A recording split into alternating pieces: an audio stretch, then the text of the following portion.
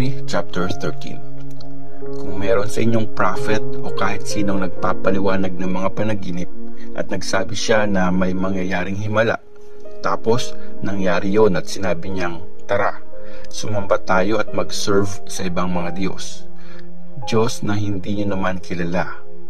Huwag kayong makinig sa Kanya. Tinetest lang kayo ni Lord na inyong Diyos kung mahal niyo talaga siya ng buong puso at isip. Sundin niyo si Lord at matakot kayo sa Kanya. Gawin niyo ang mga utos niya at makinig kayo. Mag-serve kayo at kumapit sa Kanya. Dapat niyong patayin yung prophet na yun o yung nagpapaliwanag ng dreams. Kasi ini-encourage niya kayong magrebelde kay Lord na inyong Diyos na nagligtas sa inyo sa pagiging alipin sa Egypt. Dapat niyong patayin ang masamang taong yun na naglilihis sa inyo sa inutos ni Lord para maalis ang kasamaan sa inyong bayan. Pag yung kapatid nyo, anak, asawa, o kahit yung best friend nyo, pasikretong niyaya kayo na sumamba at mag-serve sa ibang Diyos na hindi nyo kilala, kahit ng mga ancestors nyo, o kaya sa mga Diyos ng mga bayang nasa paligid nyo, malapit o malayo, o kahit saan pa sa mundo, huwag kayong padadala o makikinig sa Kanya. Huwag nyo siyang kaawaan, pagtakpan o palampasin. Patayin nyo siya. Ang niyaya niyang sumamba ang unang babato at susunod ang lahat ng tao.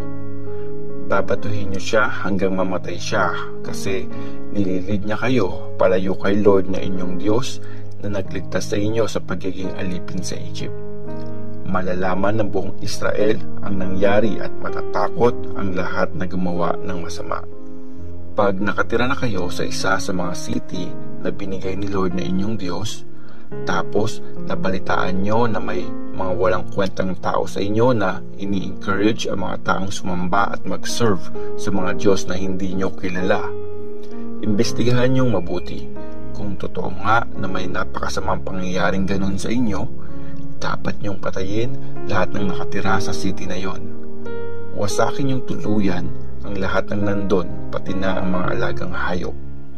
I-gather niyo lahat ng mga nakuha niyong mga ari-arian nila at ilagay sa gitna ng bayan. Tapos, sunugin niyo ang buong city at lahat ng mga gamit na nakuha doon bilang offering kay Lord na inyong Diyos. Iwan niyong wasak ang lugar na yon at huwag niyo nang itatayo ulit. Huwag kayong kukuha sa mga gamit. Hiniwalay ito para wasakin. Gawin niyo yun para mawala ang galit ni Lord at maawa siya sa inyo. Paparamihin niya kayo gaya ng promise niya sa mga ancestors niyo. Kung makikinig kayo kay Lord na inyong Diyos, susundin lahat ng utos niya na sinasabi ko ngayon at gagawin ang tama sa paningin niya. Deuteronomy chapter 14. Bawal na pagluluksa. Mga anak kayo ni Lord na inyong Diyos. Huwag niyong hiwaan ang inyong sarili o ahitan ang mga noo nyo para sabihing nagluluksa kayo. Kasi kayo ang banal na bayan niya, ang pinili niyang maging Kanya, at sa lahat ng bansa, kayo ang ginawang bayan ni Lord na inyong Diyos. Mga malinis at maduming hayop. Huwag kayong kakain ng kahit anong kadiring bagay. Ito ang mga hayop na pwede niyong kainin. Baka, tupa, kambing, lahat ng klase ng usa at wild na tupa at kambing. Pwede niyo din kainin ang kahit anong hayop na nakadivide sa dalawa yung dulo ng paa at ninunguya ulit yung kinain. Pag yung hayop, ninunguya ulit yung kinain pero di nakadivide yung dulo ng paa, gaya ng camel at mga rabbit, hindi niyo pwedeng kainin yun. Tinuturing yun na madumi. Yung baboy naman, nakadivide yung dulo ng paa pero di naman ninunguya ulit ang kinain, tinuturing din yun na madumi. Huwag niyong kakainin ang mga yun o hahawakan ang bangkay nila. Pwede niyong kainin kahit anong nasa tubig na may palikpik at kaliskis. Pero kahit anong walang palikpik at kaliskis, huwag niyong kakainin. Tinuturing yung madumi. Pwede niyong kainin ang mga tinuturing na malinis na ibon. Ito ang mga ibong hindi niyo dapat kainin: agila, buitre, agilang dagat. Hindi rin pwede ang buzzard, lahat ng klase ng lawin at lahat ng klase ng uwak. Kahit ang ostrich, yung panggabing lawin, lawing dagat at lahat ng uri ng lawin. Maliit na kwago, malaking kwago, kwagong may sungay, yung kwago sa desert at yung buwitring kumakain ng patay. Pati na din lahat ng klase ng tagak at paniki di pwedeng kainin. Lahat ng mga insektong may pakpak, tinuturing na madumi at di dapat kainin. Lahat ng may pakpak na tinuturing na malinis, pwede nyong kainin. Huwag kayong kakain ng kahit anong hayop na basta na lang namatay. Pwede nyong ibigay o ibenta yon sa mga dayuhan sa lugar nyo para kainin. Kasi kayo ang banal na bayan ni Lord na inyong Diyos. Huwag kayong maglalaga ng batang kambing o tupa sa gatas ng nanay niya. Batas tungkol sa 10%. Every year, magtatabi kayo ng 10% sa lahat ng ani nyo. Doon sa lugar na pipiliing tahanan ni Lord na inyong Diyos kung saan kayo mag-worship, kakainin nyo sa harap niya ang 10% ng butil, wine at oil nyo. Kasama noon ang unang anak ng mga baka, kambing at tupa nyo. Gagawin nyo yon para matuto kayo na laging igalang si Lord na inyong Diyos. Pag malayo sa bahay nyo, yung lugar kung saan mag-worship at pagdadalhan ng 10% ng blessing sa inyo ni Lord, ibenta nyo ang mga ani at dalhin nyo na lang yon pera doon. Pagdating doon, bilhin nyo kung anong gusto nyo, baka, tupa, wine o beer. Kakain at magsa-celebrate kayo ng buong pamilya nyo sa harap ni Lord na inyong Diyos. Huwag niyong kalimutan yung mga Levites sa lugar nyo kasi wala silang parte sa lupaing minana nyo. Tuwing katapusan ng 3 years, i-gather nyo ang 10% ng lahat ng ani nyo at itatago nyo yon sa inyong mga bayan. Para yon sa mga Levites kasi wala silang parte sa lupa nyo. Para din yon sa mga dayo, ulila at biyuda na nasa lugar nyo. Kakain sila at mabubusog. Gawin niyo yun at ibibless ni Lord na inyong Diyos lahat ng gagawin nyo. Deuteronomy chapter 15. Ang pampitong taon. Tuwing katapusan ng 7 years, ika-cancel nyo na ang mga utang sa inyo. Ganito ang gagawin nyo. Hindi nyo na sisingilin ang utang ng kapwa nyo Israelite kasi ito ang year na inutos ni Lord na i-cancel na ang mga utang. Pwede nyong singilin ang mga dayuhan pero hindi ang kababayan nyo. Walang magiging mahirap sa inyo kasi ibibless kayo ni Lord na inyong Diyos sa lupaing binibigay niya sa inyo para masakop. Basta susundin nyo si Lord na inyong Diyos at gagawin lahat ng utos na sinasabi ko sa inyo ngayon.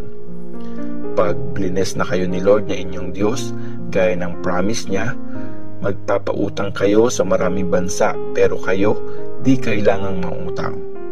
Kontrolado nyo ang mga bansa pero kayo di nila kontrolado. Pag nasa lupain na kayo na binibigay ni Lord na inyong Diyos, doon sa mga lugar nyo at may kapwa kayo Israelite na naghihirap, tulungan nyo siya at huwag kayong madamot sa kanya. Instead, dapat kayong maging bukas palad at pahiramin siya ng kailangan niya. Huwag niyong tanggihan pag umuutang siya dahil lang malapit na yung year na ika-cancel na ang utang. Huwag kayong ganun mag-isip at maging madamot. Pag tinanggihan niyo ang mahirap niyong kapwa Israelite tapos nagsumbong siya kay Lord, pananagutan niyo yun. Pahiramin niyo siya ng maluwag sa loob at ibibless kayo ni Lord na inyong Diyos sa lahat ng ginagawa niyo. Kahit kailan, di kayo mawawalan ng kababayang mahirap kaya inutusan ko kayong maging mapagbigay sa kanila. Mga rules sa pagkakaroon ng alipin. Pag binenta sa inyo ang kapwa nyo Hebrew, babae man o lalaki, 6 years siyang magsiserve sa inyo. Pag 7 na, kailangan nyo na siyang palayain at huwag nyo siyang papaalisin ng walang dala. Bigyan nyo siya ng maraming tupa, butil at wine na blessing ni Lord sa inyo. Tandaan nyo na dati kayong alipin sa Egypt at pinalaya kayo ni Lord na inyong Diyos. Kaya ako inuutos ngayon ito sa inyo. Pero kung ayaw niyang umalis dahil mahal niya kayo at ang pamilya niyo, at okay ang buhay niya sa inyo, dalhin niyo siya sa pinto ng bahay niyo. Idikit niyo ang tenga niya doon at butasan ng matulis na bagay. At habang buhay niyo na siyang alipin. Ganon din ang gagawin niyo sa babaeng alipin. Pero kung may lalayang alipin, huwag mabigat ang loob niyo. Kasi nag-serve siya ng 6 years na kalahati lang ng sweldo ng isang pinabayarang trabahador. Sundin niyo ito para i-bless kayo ni Lord na inyong Diyos sa lahat ng ginagawa niyo. Unang anak ng mga alagang hayop. Set aside niyo lahat ng unang anak na lalaki ng mga alaga niyong baka, kambing at tupa para kay Lord na inyong Diyos.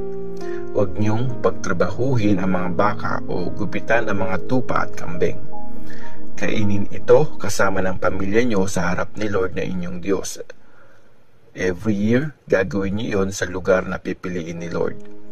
Pero kung may defect yung hayop, pilay o bulag, o may kahit anong mali dito, huwag niyong i-offer kay Lord na inyong Diyos.